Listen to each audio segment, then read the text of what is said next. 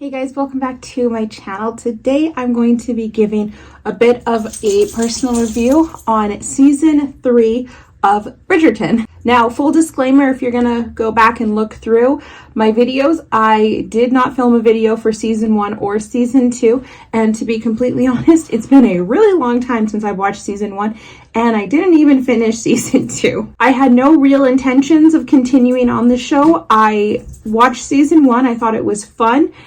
Didn't think it was anything crazy to write home about or anything, but the one thing I took away from season 1 to Bridgerton was that I absolutely loved Penelope. She was my favorite character by far. I absolutely loved her so much. I actually had no idea who the actress was, and then later on I watched the show Derry Girls, and now I'm just freaking in love with this actress. She's the most adorable little Irish girl in the whole world. I love her. I didn't watch I watched like the first I think 2 episodes of season 2, and I just could not really get into it. There's nothing wrong with this season, it just wasn't my jam.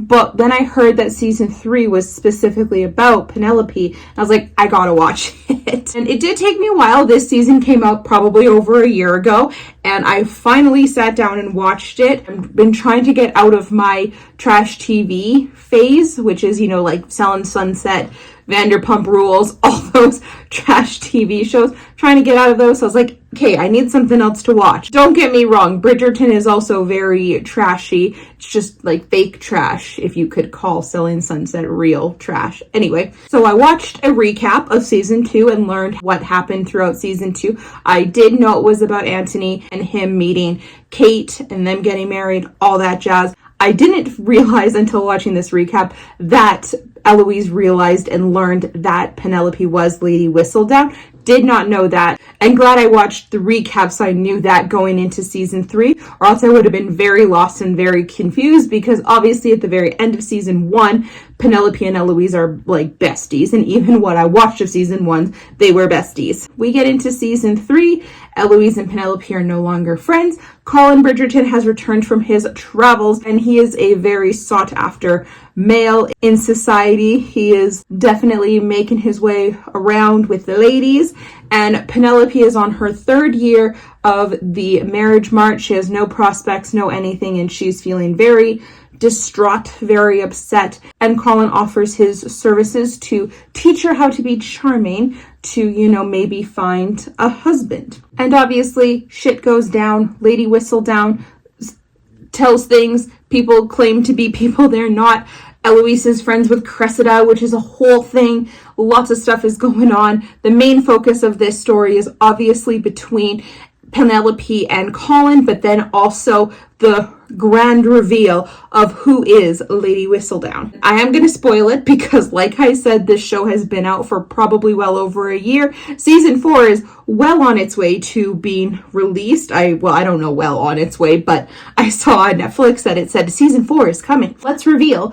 As we all know from season 1, season 2, Penelope is Lady Whistledown. In this season, it is Penelope wishing she still had her friendship back with Eloise, and Eloise very much pushing against that. She doesn't want to be friends with Penelope after everything that Lady Whistledown revealed about Eloise during season 2, which I don't know what that was, because again, didn't watch season 2, but she does not want to be friends with Lady Whistledown. And even Colin makes comments a couple times saying that if he ever found out who Lady Whistledown was, he would hate her, he would not want anything to do with her, blah, blah, blah, blah, blah, which is not good, because he then proposes to Penelope after they have a smoochy smooch in her carriage. He proposes to her, and obviously Eloise is very distraught because she knows Colin's feelings towards Lady Whistledown, and she knows Penelope is Lady Whistledown. So she gives Penelope like an ultimatum, you gotta tell him. All this stuff happens. People claim to be people they're not.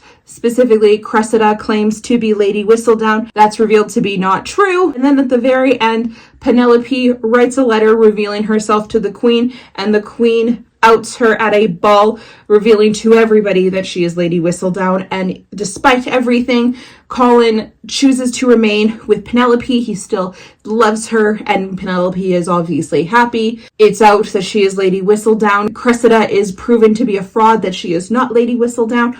All this fun stuff. Grand old time. I did really like this season. I did have a really fun time with it. For the most part, I like the majority of the characters in this show. There's actually very few characters I don't like in this show, and even certain characters that I didn't like in season 1, I actually thought they were much better in season 3, specifically Eloise. I just found Eloise very, I don't want to say annoying, but I just felt that she was kind of rude to Penelope, in the sense that Penelope did want to get married. She did want to find a man to fall in love with and be with, and Eloise was very like pushed back against that. And Eloise, that's great for you if that's what you want for yourself, but like it just felt like she was harping a lot on Penelope because that's what Penelope wanted. At least that was my interpretation of that. Almost like shamed like Daphne in the first season for, wanting to be with a man and wanting to get married. And I get it, the things that Eloise wanted for herself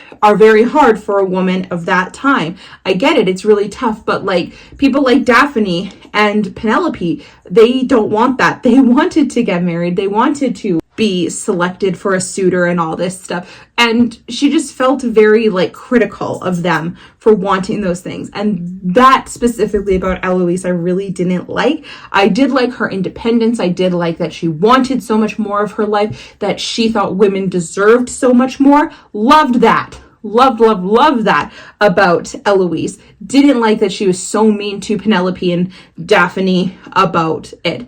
But in season 3, I definitely noticed that she wasn't like that so much. Like she definitely wasn't pressuring like Francesca to not find a man. And she was really good friends with Cressida, who obviously wanted to find a good suitor, and she even like helped her in the pursuit of getting a suitor. At the end of the season, when her and Penelope kind of like made up and stuff, she was very happy for Penelope and Colin to be together. Eloise got significantly better from season 1 to season 3.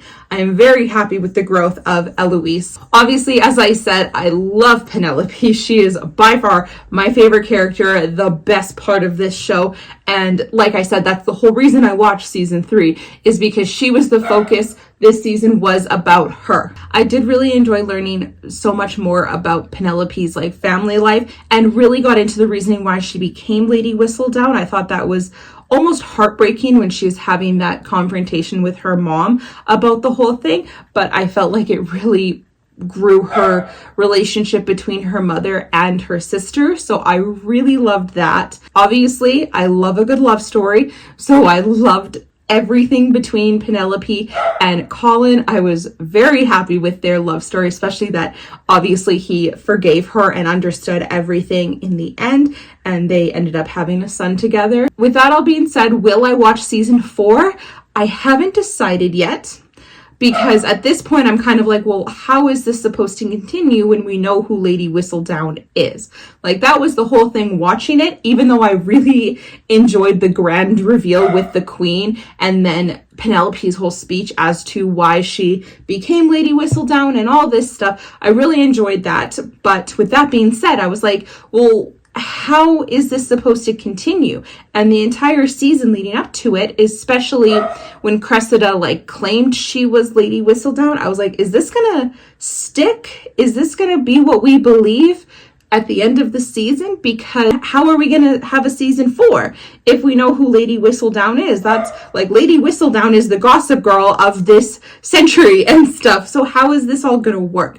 I would be interested to watch it based on how is this going to continue without the mystery of who Lady Whistledown is. That seems to be the Queen's whole thing, especially in season 3, is finding out who Lady Whistledown is. So that whole bit with the Queen is gone because we know who she is. So I'm interested to see how it continues with the world's, well, this world knowing who Lady Whistledown is, but also like we'll see who the love story is about, because obviously there's got to have a love story. Maybe it's finally Eloise's turn to find love. Who knows? But anyway, I'd be interested to watch it, but I'm not gonna promise that I'm gonna watch season 4. But with that being said, I am happy I watched season 3. I am happy I finally got to it. I thought it was very, very cute. With that being said, do I think I'll go back and watch season 2?